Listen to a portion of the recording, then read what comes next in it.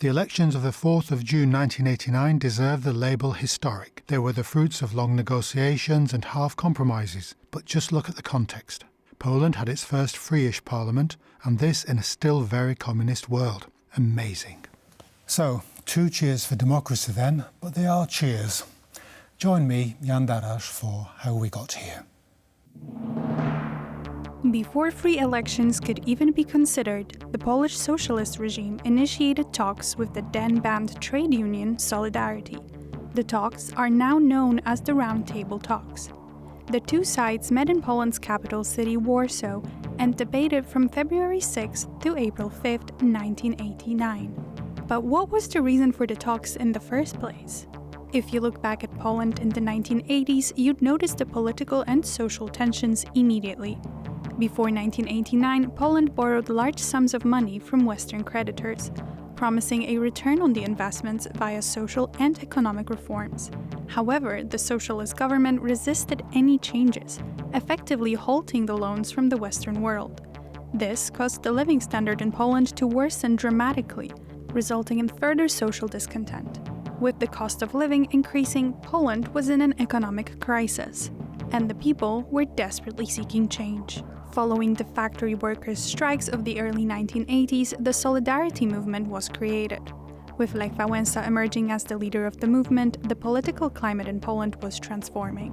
The government was cracking down on the trade unions, but Solidarity continued gaining momentum, making it impossible for the Polish government to resist political change any longer. The Round Table Talks aimed to diffuse the growing social unrest. Now, let's take a look at the key provisions reached during the 1989 Round Table Talks. First of all, the sides agreed to legalize the existence of Solidarity. They also reached an agreement on reinstating the Senate as a chamber in the Polish parliament, which had been absent under the socialist regime. Now on to today's anniversary. The Polish Round Table Agreement detailed the organization of the first, partially free parliamentary elections in Poland since the World War II. The elections were held on June 4, 1989. The vote was not fully free, as the regime had a guaranteed 65% majority in the lower house of the Polish parliament. But the elections to the re-established Senate were fully democratic. The results gave Solidarity 161 out of the 460 seats in the lower house and 99 seats out of the 100 in the Senate. These elections completely transformed the political landscape of Poland, paving the way for the creation of a non-socialist government, and eventually leading to the downfall of the regime. To mark the seminal elections, Poland celebrates Freedom and Civil Rights Day on June 4th.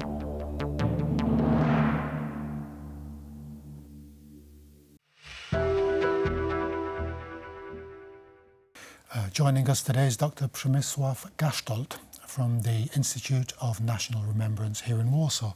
Welcome to the programme. Thank you for having me here. Great to have you. These elections, I suppose, very historic elections, they're a salutary lesson for us today not to take for granted standing in a line and putting a vote on a ballot paper. Can you give us an idea of the climate of the times of 1989 in Poland?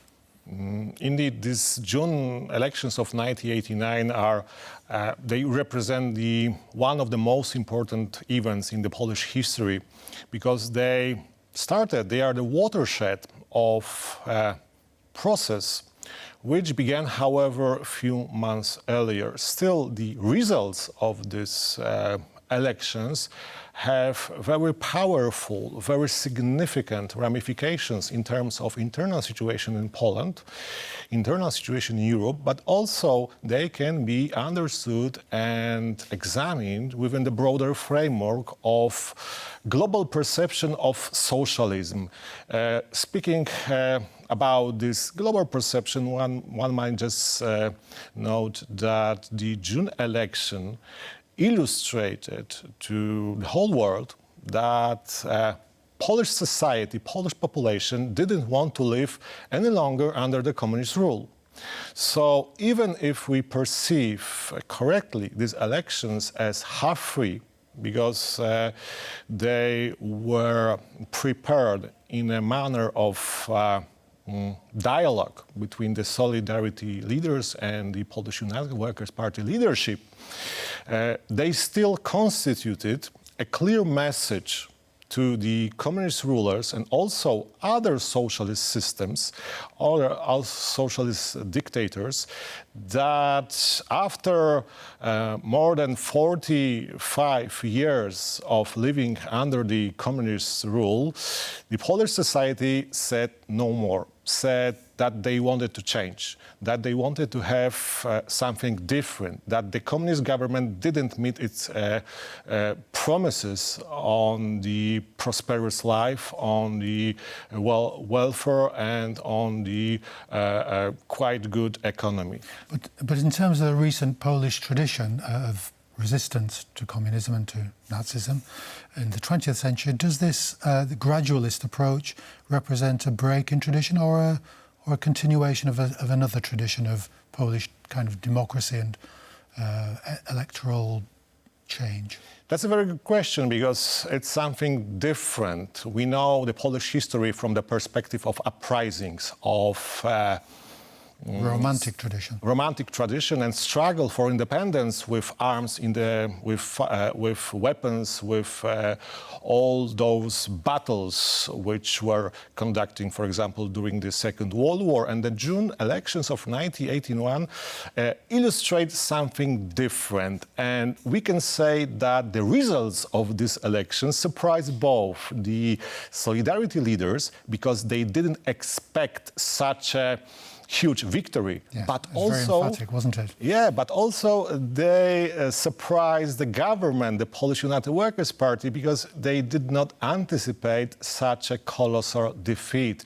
So this was a paradoxical situation, because both sides were not prepared for such a scenario.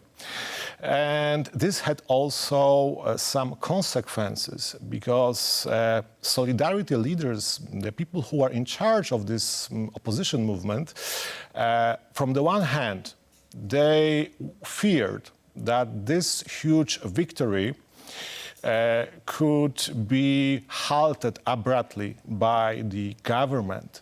And it's clear that they had this previous experience from the early 80s, when the Solidarity Trade Union was banned and the martial law was introduced. So when we look at the pictures, when we look at TV screens at that time, from 1989, we won't see any demonstrations of joy, excitement over the victory. It's because the leaders of Solidarity express this position that the process of changes should be continued without sparking any kind of, I would say, anti-communist manifestos, which can in turn be used by the government to halt the changes. So why did the government acquiesce in this process if they had the power to, for example, reimpose martial law again?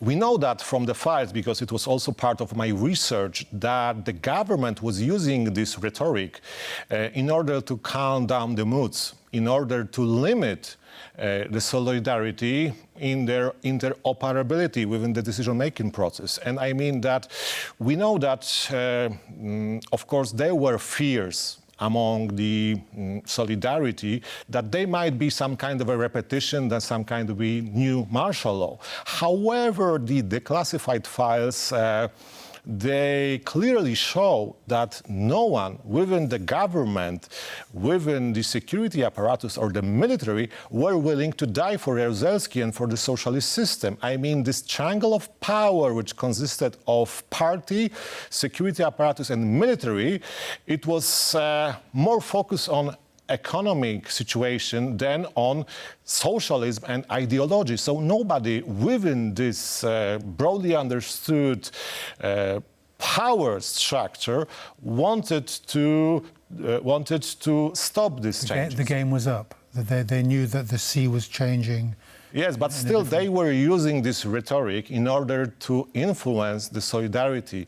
And that is why after the elections, the leaders of this opposition movement tried to be, I would say, restrained in the celebration of victory. Moreover, they also bent the rules or just violated the Roundtable Agreement in order to let the government to have more seats, because it was a colossal disaster. The first round of the elections, the Polish United Worker Party only secured 5 MP seats within the parliament, and the Solidarity won 92 out of 100 seats within the Senate. So both sides resorted to dialogue, resorted to more, I would say, limited approach in order to prepare this process in a smooth manner without unnecessary tensions, violence, or any kind of events which might be used, for example, by the Soviet Union. And this was also deep-rooted fear that the Soviet Union might some kind of conduct meddling within this process. Yes. Were there any plans for the Soviet-style intervention? Or, because the debate is whether they're going to intervene or not. What's the consensus in terms of the documentary evidence for that? There were no any plans, but still, we know that after some years. But at that time, when we look at the climate, nobody knew how the Soviet Union or the communist government would react. So it was this, I would say, deep-rooted fear and lack of trust towards the communists that resulted in a peaceful transformation, because both sides, to some extent, overestimated their strength and their capability to influence the changes. But when we look at those fights which are now available, we can say for sure that the Soviet Union had their own problems. They had their Afghanistan, of course. Afghanistan, weakened economy. So they were not interested in any kind of intervention, politically or militarily. Moreover, the Soviet diplomats tried to approach Solidarity leaders and to get to know them, to see what kind of policy they might conduct after being elected to the parliament. So they tried to glean information, however, without any kind of plans of dismantling this process of peaceful transformation. How did the Polish political landscape and economic landscape change in the years after the elections? Of course, when we speak about this process of transformation, we have to underline that the source of this June 1989 elections was the economy.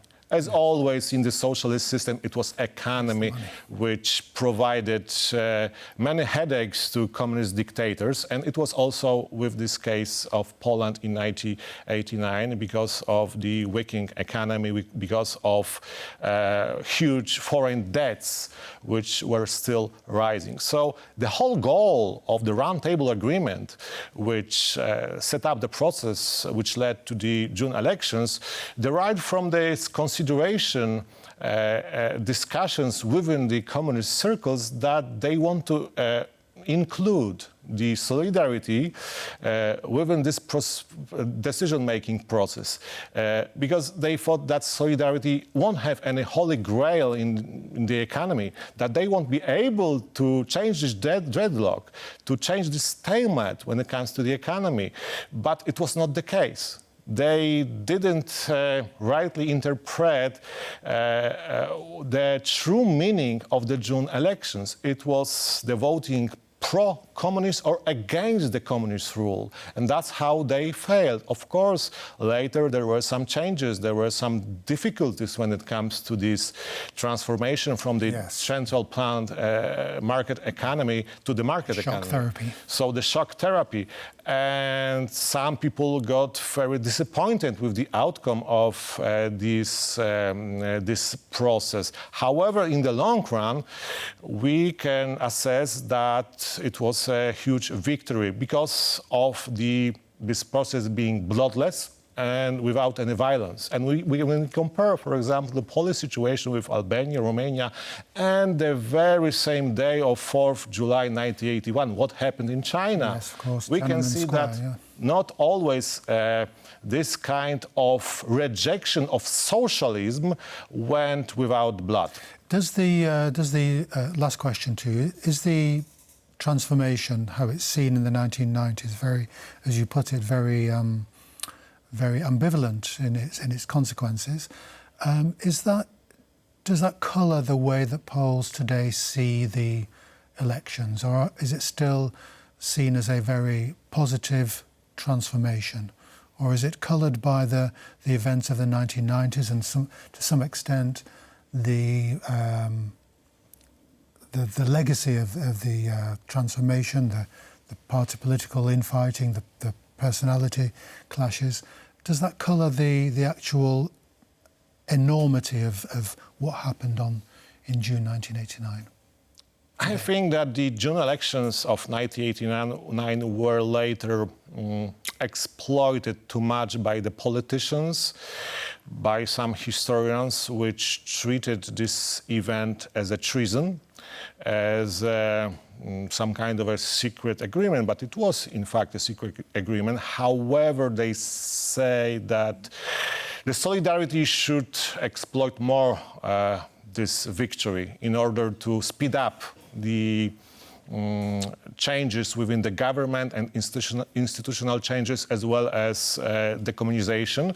However, when we look from this 35 years, I might say that what should be done is to put more emphasis on this peaceful transformation and also educate more the young generations about the significance of this June 1989 elections, because the new generation sometimes these young people, they don't have enough knowledge to grasp the true meaning of this event. A generation who didn't experience that, the two worlds there, from the communist to the capitalist. And this kind of dialogue, which was conducted between the communists and the opposition, might be a role model not only for Polish discussions over the conduct of the history, but also for other countries which struggle with the very similar challenges. Dr. Gasztold, thank you very much for coming onto our programme. Great to have you. Thank you for having me here. And that's all we have time for. So join us next time for How We Got Here.